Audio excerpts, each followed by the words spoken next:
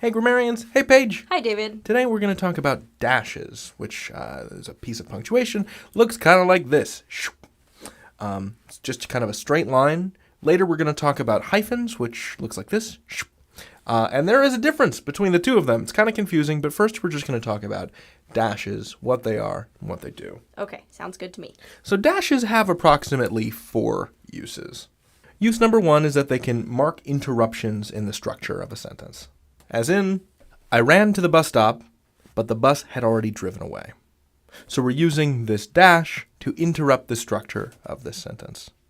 Okay, but couldn't you just put a comma there? You know, you totally could. You absolutely could use a comma instead of a dash. But the dash has this feeling, and I'm going to make up a word here, it feels more interrupty. Okay. Right, so a comma sort of helps the sentence keep flowing, and the dash kind of stops it for a second. And even though grammatically those two sentences are identical, right? I ran to the bus stop, comma, but the bus had already driven away. Even though that's technically that means the exact same thing as I ran to the bus stop, dash, but the bus had already driven away. This is kind of like an abrupt cut off. So like the comma, right, the dash is uniting these two independent clauses. I ran to the bus stop, the bus had already driven away, right? So like, comma, but would connect those two independent clauses the same way that dash, but is connecting those two clauses. But it has a slightly different connotation. It's just more abrupt in the way that it connects these two things together. Okay. Also, it looks like you don't have a space before or after your dash. Is Right. that right? So originally when I drawn it, it did look a lot closer. But yes, according to the Chicago Manual of Style that Khan Academy uses, it would just go word, dash, word, then a space. But when you're using dashes, generally, you don't put spaces in between them. In between words. Right. So that's use number 1. It can interrupt the structure of a sentence. Use number 2 for the dash is that they can act like parentheses in pairs. So the dash is in the same place as another type of punctuation could be again? Correct. Okay. The dash, I guess, is kind of like... So let's look at another example sentence and I'll switch colors. The bug, which landed on my nose, had to be the size of a softball. Enormous bug. But Paige, as you rightly pointed out, this is the same as having it in parentheses. You wouldn't have both of these together like that. But they do the same thing. But they have the exact same function. In this case. So when you have them in pairs, like so, it's the bug, which landed on my nose, had to be the size of a softball. So it's kind of this aside. If we really wanted to, we could take it right out of the sentence, kind of like in a positive, right, with commas. So we could say the bug had to be the size of a softball. Sentence still makes sense. Right. Use number 3, a dash can be used where you would otherwise use a colon. So in this case, it's going to be sort of introducing something, right? Mm-hmm. So the colon has this linking power, right? It can introduce ideas. It can start a list. You can do the same thing with a dash. So, for example, if we wanted to introduce an idea, we could say...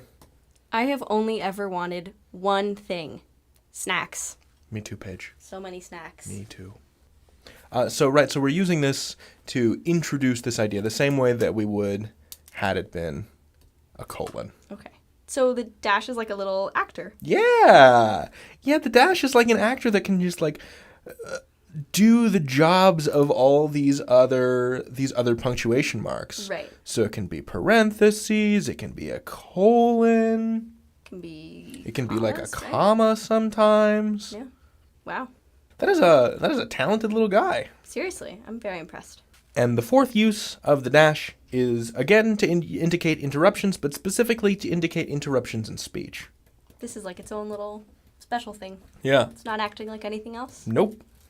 Just indicating interruption, as it does. Watch out for that! Wham! So we're using this dash to say that this sentence was interrupted by something, and then we deploy this sound effect. But it could be anything really. So if you're trying to write down dialogue that is being cut off by something, by another person interrupting, by an avalanche of ice cream, I don't know, whatever it is, then you would use a dash at the end of the sentence. So no space. So it would go that dash quotation marks. Totally. And you wouldn't have to do any kind of terminal punctuation, no need for a period or a question mark or an exclamation point. The dash kind of serves that role. Of course it does. Because it's a very fancy actor. So I wouldn't say that the dash as an actor can perform the same roles as terminal punctuation, as periods or question marks or exclamation points, but rather I would say that it's cutting off the sentence before we can even get to where those would live. Okay, yeah. It's saying there would have been more words in this sentence and then terminal punctuation, but... So that's what dashes can do. They are used to mark interruptions in the structure of a sentence. Like, I ran to the bus stop, but the bus had already driven away. They can act like parentheses when they're used in pairs. So, like, the bug which landed on my nose had to be the size of a softball. You can use them like a colon to lead into lists or to link an idea. So I have only ever wanted one thing, snacks. And they can indicate interruptions in speech, like, watch out for that. Wham! That was good. Thanks. And those are the functions of the dash. You got it. You can learn anything. David out. Page out.